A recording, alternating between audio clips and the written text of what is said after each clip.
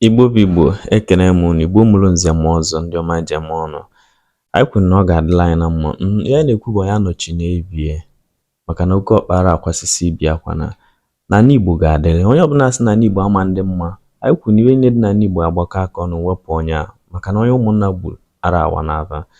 Ya bụ nke onye na-eme ya jisi ike. Ya ka nọ n'ime bụ ozi ọma maka omenala.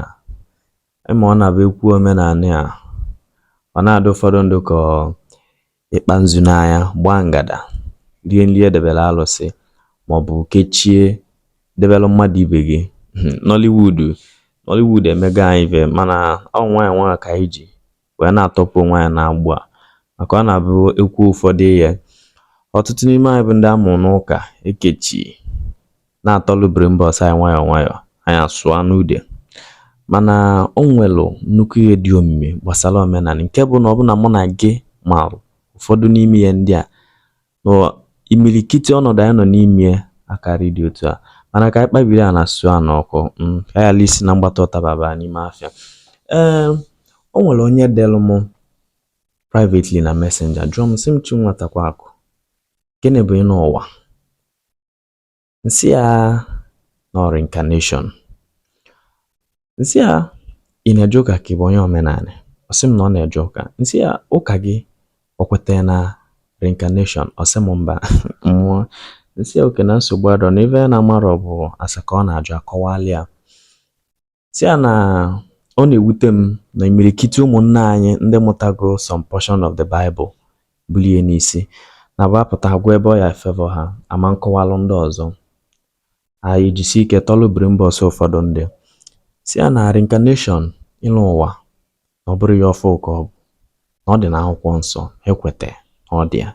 Ọ sị m nsị ama na eziokwu na ọ dị n'akwụkwọ nsọ.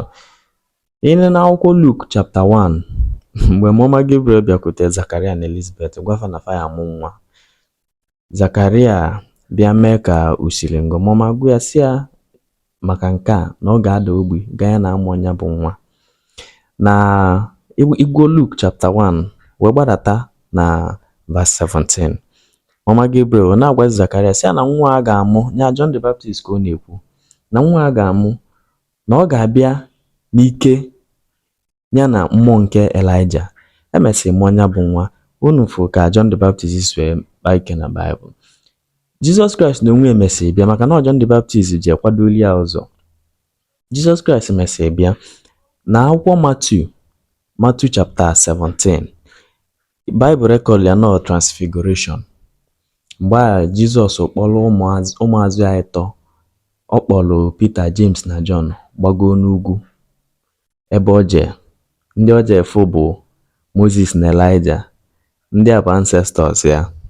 Ịma ọ na-abịa ekwu okwu ancestors a ọ na-agba ụfọdụ na ntị mana ka anyị rapụ ya ka ọ bụrụ okwu mgbọsị ọzọ.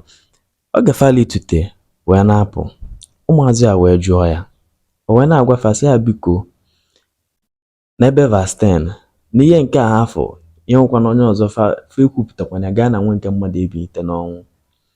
Wee na-ajụ wee na-asị ya mana ịchụ na ndị scribe si na Elijah ga-abịa tupu nwa nke mmadụ wee bịa. Jizọs wee na-agwafa na Elijah abịago mana family akaja family John the Baptist. John the Baptist anwụgo oli na chapter 14 of Matthew. Iji wee kọwalụ unu ngwa n'anya ka unu fụ na First King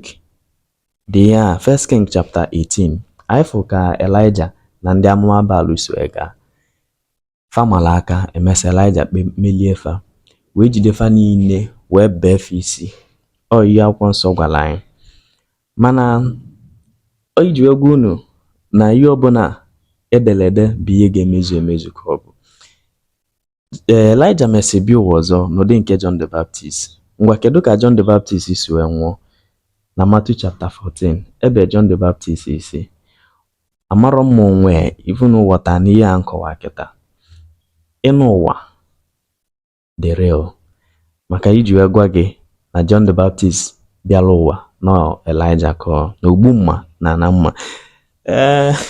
Ndị be anyị nke dị omimi dịkwa na ya bụ na ịnụ ụwa nwere ihe one ma one na-akpata mmadụ ji anụ ụwa reincarnation. Onwe ihe one na one mana nwegodi ịtọ bụ isi sekpụ ntị mmadụ ji anụ ụwa. Nke ize bụ mmeta mma.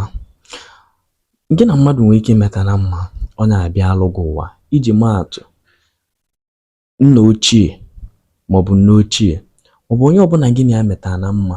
Ihe dịka ndị a na onwe agbụrụ abịa ịbata ọbụna ọ na-aka nka ọfụma, ọbụna oge onye a na-aka nka na iso na ndị nneli ya nka metụ ya mma, o wee kweta na ọ ya abịalụ gị ụwa, o mesịa ọ bịalụ gị ụwa. Iji wee maa atụ, unu na-anya ụfụ na ụfọdụ ụmụaka ọ na-aba mmụọ fa na-ebu lọk abịa.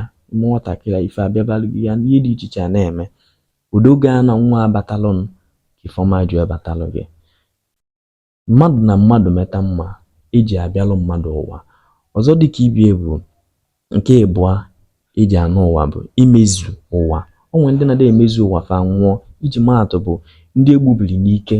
Ụfọdụ na-abụ ndị pụlụnụ ebe fa jere ọrụ oyibo nwụọ, nwụchu anwụchu, maọbụ ndị nwụrụ n'oge fa dị na nwata. Ndị na-emerụ ụwa fa nwunye bụ na mmadụ emerụ ụwa ya, onye a nwee ike o mesịa ọbịa ụwa ọzọ. A na-abịa ụwa, ị na-anya na gburugburu gị ị ga-afụrịrị ihe ịrịba ama ndị a. Ọzọ bụ ịbọ ọbọ. Nke ịtọ ya, o nwere ihe dịka onye egburu egbu maọbụ nwaanyị jelu ije dị ebe ọ na-adịrị ya mma, o si n'ime ya nwụọ. Ụfọdụ imilikiti n'ime ndị a na-abịa ụwa ịbọ ọbọ. Ọ ya ka o ji adị mma amụọ nwa eju ese malụ onye nwa a bụ, maka ụfọdụ n'ime mmụọ ndị nke abịala ụwa si na-arụ nwa a nwere ike ọ na-abịa imejupụta ihe o ji maka ya wee bịa ụwa. Ị na-enezi anya ọma mbụsị ị ga-aghọta. Ya bụ na ndị be anyị, o kwesịrị mmadụ nọkọta ọ jụọ ese ihe na-amarọ akọwalụ gị. Anyị kwuru na omenala Igbo na ọ ga-adị. Omenala Igbo ga-adị maka na ezigbo ihe ka anyị na-ekwu.